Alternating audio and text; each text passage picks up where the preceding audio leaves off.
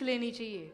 कोई कितना भी बड़ा हो जाए, कोई कितना भी बड़े ऊंचाई पर चला जाए, उसकी यश कीर्ति पूरे संसार में, पूरे विश्व में फैल जाए, उसके माता पिता को पता है कि ये अब अपना निर्णय स्वयं ले सकते हैं।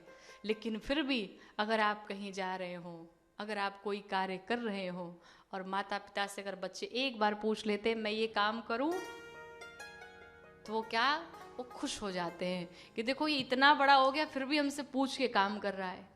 सारा कार्य करना उसे ही है, पर एक छोटी सी बात हमारे ज्येष्ठ के मन में खुशी की प्राप्ति करा देती है।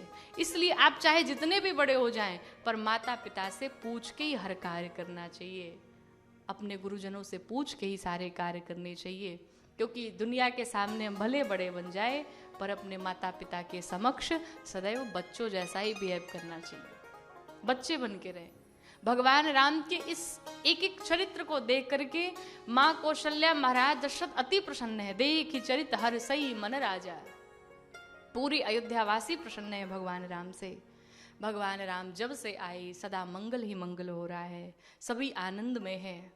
इस कथा को गोस्वामी जी ने यहाँ पर विश्राम दिया और अयोध्या धाम से लेकर के इस कथा को पहुंचे हैं बक्सर में।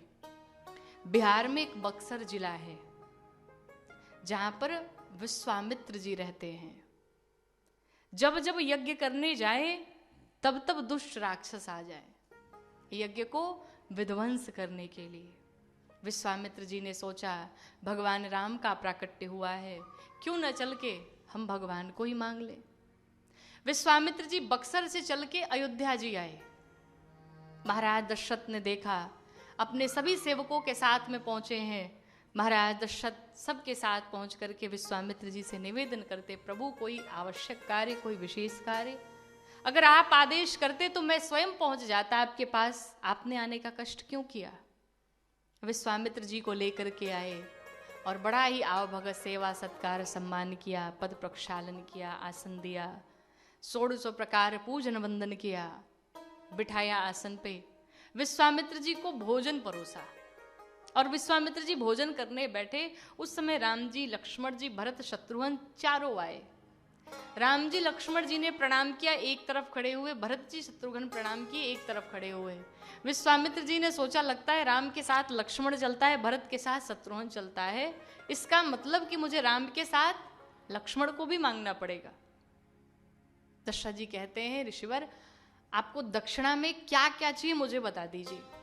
सोने चांदी हीरे मोती हाथी घोड़े राजपाट जो मांगना वो मांग लीजिए, मैं सब कुछ दूंगा। विश्वामित्र जी मन ही मन सोच रहे हैं आपको पता नहीं मैं क्या मांगने वाला हूं। और दशरथ जी एक नहीं 1000 बार कहें आपको जो मांगना हो मांगिए।